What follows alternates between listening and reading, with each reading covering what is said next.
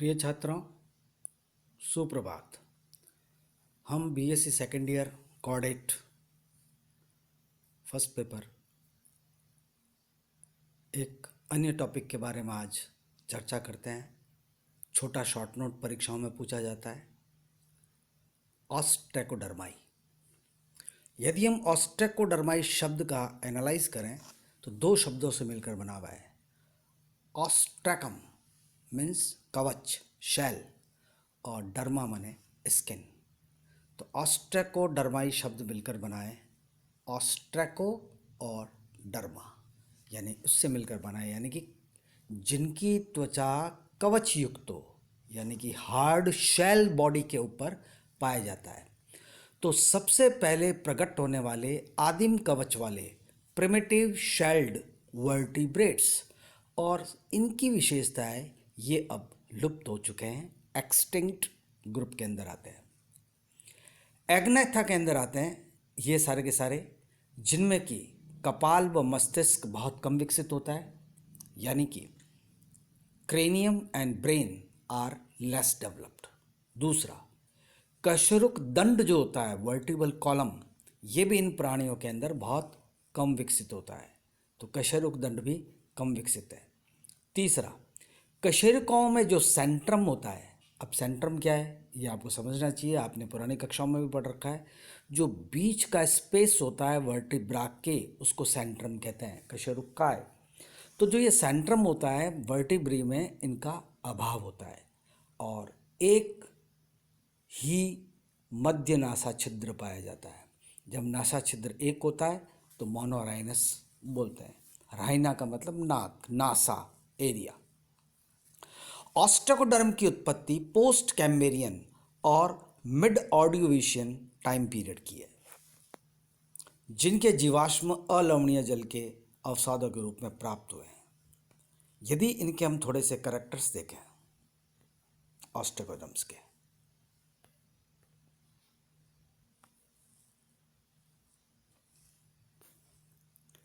तो ये बहुत प्रिमिटिव वर्टिब्रेट्स हैं।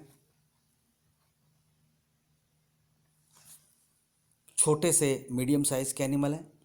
इनकी देह की आकृति मछली जैसी होती है, फिश लाइक स्ट्रक्चर है। डॉर्सोवेंट्रल ये चपटे होते हैं। हेड और ट्रंक का गिल युक्त भाग जो होता है, गिल पाए जाते हैं ट्रंक रीजन में, ये भाग थोड़ा बॉडी का बड़ा होता है। पेशी, धड़ और पुच्छ पंख से युक्त होता है, यानी कि कॉडल फिन इसके अंदर पीछे की तरफ शरीर में पाया जाता है। अभी इन सब कैरेक्टर्स को चित्रों में देखेंगे। जॉ और पेयर्ड फिन नहीं मिलते, तो ये जॉलेस है। पेयर्ड फिन नहीं है, यानी कि जैसे मछलियों में पेक्टोरल फिन और पेल्विक फिन जोड़ीदार पाए जाते हैं, ऐसे इनके अंदर आगे और पीछे के भाग में फिन्स नहीं पाए जाते। लेकिन इन मछलियों के अंदर मीडियन फिन, जो बॉडी में मध्य पंख होता है, ये पाया जाता है। कंकाल इनके अंदर अस्थिल पाया गया है, जो कि इनके विसरल ऑर्गन्स जो अंदर के हैं उनकी सुरक्षा का काम करता था। ये अस्थिल कंकाल के मिलने के कारण से ही इनकी एक विशेषता है। शीर्ष में खंडी भवन सेगमेंटेशन हेड रीजन में पाया गया है, जो कशेरुकियों वर्टिब्रेट्स के प्रिमिटिव कंडीशन को इंगित करता है। युग्मित उपांगों का इनके अंदर अभाव है। पेयर्ड अपेंडेजेस नहीं पाए जा रहे, किंतु कुछ में एक जोड़ी फ्लैप्स देहपालियों के रूप में फॉसिल्स में देखे गए हैं। टेल इनके अंदर पाई गई है, लेकिन वो मछलियों की तरह हेट्रोसल्कर पाई गई है, यानी कि विषमपुच्छी है। हेड रीजन में एक जोड़ी नेत्र पाए गए हैं, और मीडियन पीनियल आई इनके अंदर प्रेजेंट है, जो कि इनका प्रिमिटिव करेक्टर है। और ये जो मीडियन पीनियल आई इनके अंदर पाई गई होगी, वो फोटो रिसेप्टर के रूप में इनमें काम करती थी। इंटरनल ईयर के अंदर इसमें दो सेमी सर्कुलर कैनाल पाई जाती है। ये दो सेमी सर्कुलर कैनाल है, जबकि हायर एनिमल्स में आते आते ये तीन हो जाती है। सड़े गले कार्बनिक पदार्थों का ये भक्षण करते हैं, और इसके अंदर लैम्प्रे जैसे मिलते जुलते भी लक्षण हैं। यदि हम ऑस्ट्रेकोडर्म की लैम्प्रे से तुलना करें तो इनके अंदर जबड़े एब्सेंट है। ऑडिटरी सैक पाया जा रहा है, जो लैम्प्रे में भी पाया जाता है। मोनोराइनस है, एक नासा छिद्र है एकल, जो कि लैम्प्रे के अंदर में मिलता है। और बैग लाइक ब्रैंकियल सैक, आकार के अंदर बड़ा ग्रसनीय कोश पाया जाता है जो कि लैम्प्रे में पाए जाने वाले लक्षणों के समान है।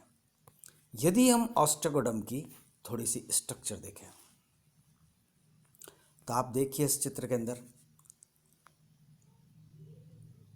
सेफेलैप्सिस और जेमोसाइटिस, सेफेलैप्सिस और जेमोसाइटिस ये दो जीनस फॉसिल्स हैं जो कि ऑस्ट्रेकोडर्म के पाए गए हैं।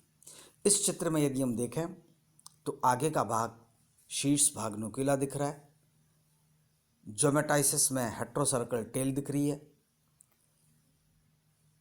डॉर्सल फिन दिख रहा है, केवल पेक्टोरल फिन सेफेलैप्सिस में दिख रहा है, सिंगल मीडियन नॉस्ट्रिल दिख रहा है जिससे कि पता चलता है कि एकल नासा छिद्र है, आइज है, डॉर्सल इलेक्ट्रिक शील्ड भी इसके अंदर दिख रही है जो कि शरीर के पृष्ठ भाग में पाई जा रही है, ट्रंक पाया जाता है, ट्रंक में सेगमेंटेड मसल्स दिख रही है जो कि मायोटोम्स के रूप में है।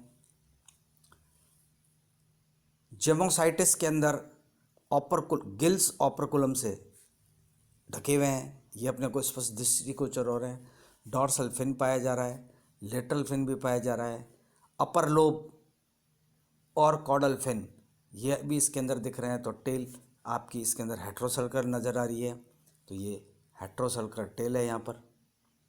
ये जमाइटिस के अंदर मायोटोम्स मसल पाए जा रहे हैं, सिंगल मीडियन नॉस्ट्रिल्स पाई जा रही है, डॉर्सल केवल सिंगल फिन पाया जा रहा है ना। तो ये सारे लक्षण इसके अंदर दिखते हैं।